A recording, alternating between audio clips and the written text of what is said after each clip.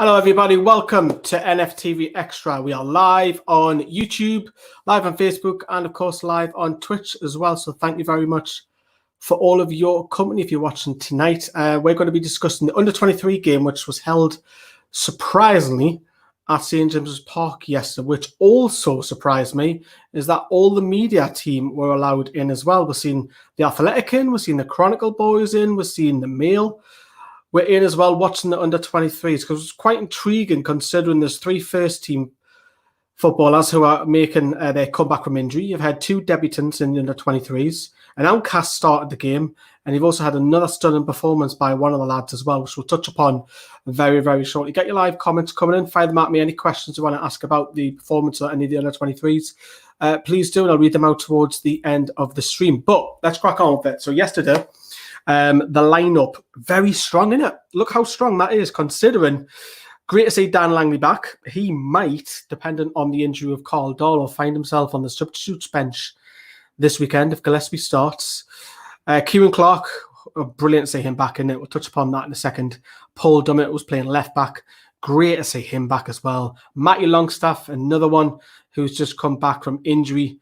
Achraf Lazaar, the forgotten man. Yeah, he's still hanging about the club. Rodrigo Vilca making his debut. More on him in a second. Bradley Cross also came off the bench a little bit later to make his debut as well. And Newcastle obviously won the game, of course, 2-1. We're not going to go into depth about the game because this video is more about the first team, as in, of course, the lads making their comeback from injury, which is absolutely fantastic to see. Newcastle actually went behind 1-0 against Fulham, but we did come back and score 2 goals through Yannick Toure, of course, who's now going to establish himself as first choice striker with the Under-23s, especially when Elias Sorensen is obviously out on loan in the second division in Holland. So Toure got his goal. I think it's a big season for Toure. I think he's got to try and get 20 goals this season and possibly get a loan spell next year. He's now got to progress. He's still a young lad, of course, very big, powerful, pacey type of player, but now he's got a lot of skill behind him as well, which probably the Under-23s have lacked the last 12 months. But Toure did equalise to get Newcastle back into the game, and then it was an absolutely stunner. What a stunning goal by Stan Flaherty. And we've talked about Stan Flaherty before on NFTV Extra. The lad was signed from Arsenal back in January. Not sure where one of the Twitter admins got that wrong, said he was local. No, he's a London boy. He's made his way up north to try and make his name in the game. And yeah, he's a talent. He's a real talent. So keep an eye on him. His goal against Fulham was an absolute stunner. On the right foot, he cuts in and just bends one top corner. This is a lad that I've got high hopes for. And now he's not local, right? I get it.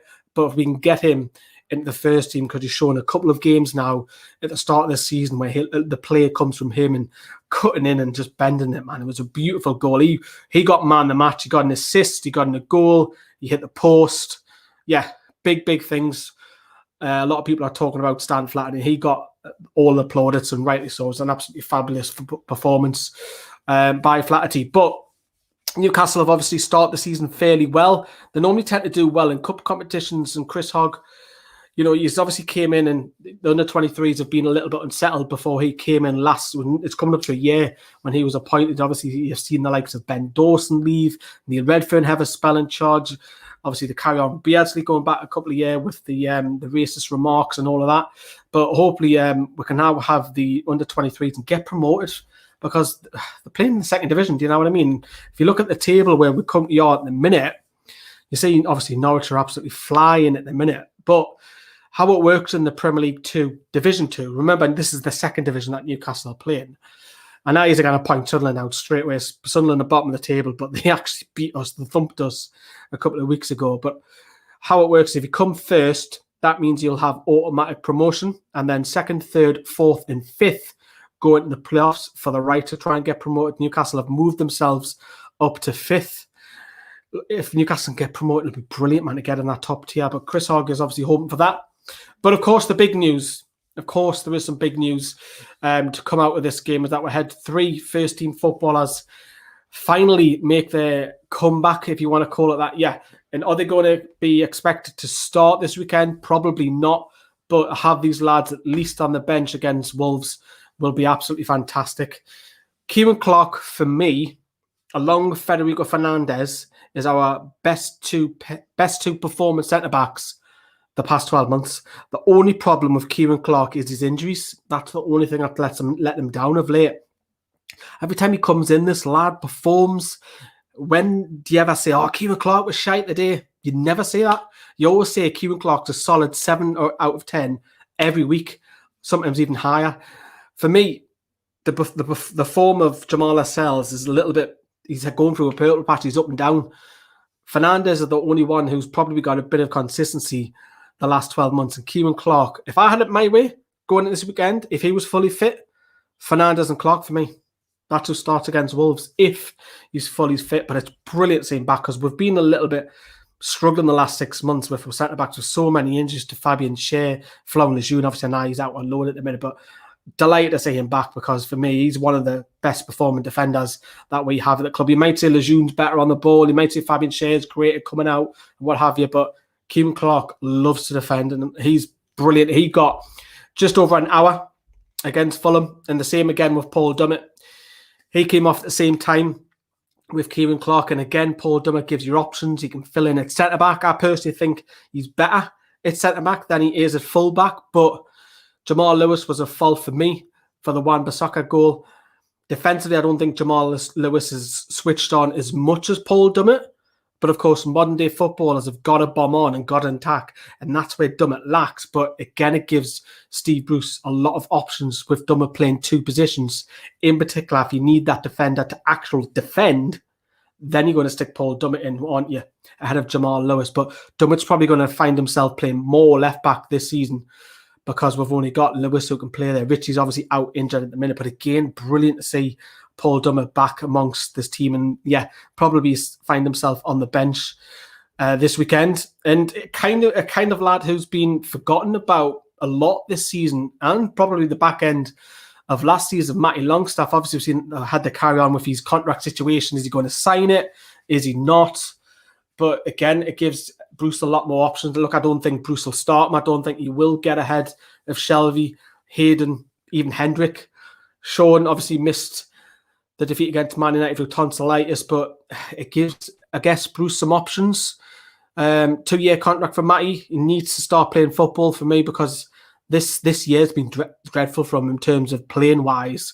He hasn't really featured, and he obviously scored the winner and hit the headlines and scored twice against Manchester United home and away. Scored in the League Cup as well, not the League Cup, the FA Cup against Rochdale and St James's as well. So the lad's talented, tenacious midfielder, bit of bite in there.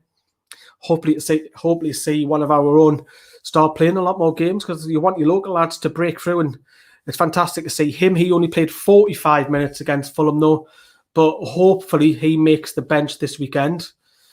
Moving on to a couple of debutants, and of course the big one is Rodrigo Vilca. Obviously we've done a highlight package over on the main channel on Newcastle Fans TV of what this lad can bring, and you know, the journalists were talking about, in particular Chris Waff, was saying that the lad's talented. He can go past players, likes to ding passes and through balls, can go dribble past people quite easily, but sometimes a little bit lackluster in possession, can be a little bit sloppy and give it away, but you expect that. This is his first ever game in England. I know it's the under-23 level. It's not competitive as enough with men's football, but bright spells from Rodrigo Vilca. We'll have to see how he develops as well, but it's a promising first game. Obviously, he's showed nice touches in training that he can whip free kicks, top corner as well. If you haven't seen the video over on the main channel, pop over on Newcastle Fans TV. But yeah, high expectations of him this season. I think he needs a good season, and then maybe we'll assess it in maybe January if he's too good for the under-23s. He heads out on loan. That's a possibility for Rodrigo Vilca as well. Another lad who made his debut, and he's a little bit unknown to a lot of Newcastle fans, is Bradley Cross. So we signed on deadline day, a free agent who had spells, South African lad who had spells as Schalke, released from Schalke's first, under-19s team, I think technically what it is. But he came on for the last half an hour. It was either Dummett or Clark, I can't remember which one it was, but he came on, played the last half an hour, and we'll just have to see how that develops. I think Ludwig Franzlet's first choice in the under-23s, and then it's probably a choice of maybe him, Bradley Cross, and Isaac McEntee as well for the centre-back roles. But yeah, fantastic to see 2 debutants. We'll obviously on NFTV Extra, we'll keep an eye on how his progress gets on, of course, as well. And the other one, which was interesting as well, is Achraf Lazaar. Remember that name?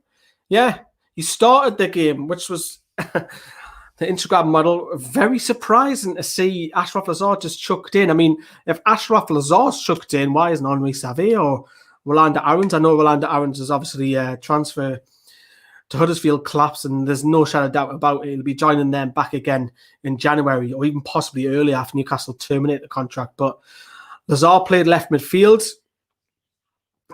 Look, I don't know what his options are. He's just collecting money, and I know the Portuguese league transfer window is still open to the end of this back end of this week. Maybe you can shift Atsu out, maybe, but I just found it bizarre that Lazaar was playing, to be honest. I mean, if you're going to play Lazaar, why aren't you playing the others? So may as well try and keep them fit of some sort. But yeah, that's the wrap up for the under-23s, I guess. But that's how it is with Lazaar. It's strange, but yeah, Stan Flaherty, he takes the plaudits from the game. Great to see the first team as back.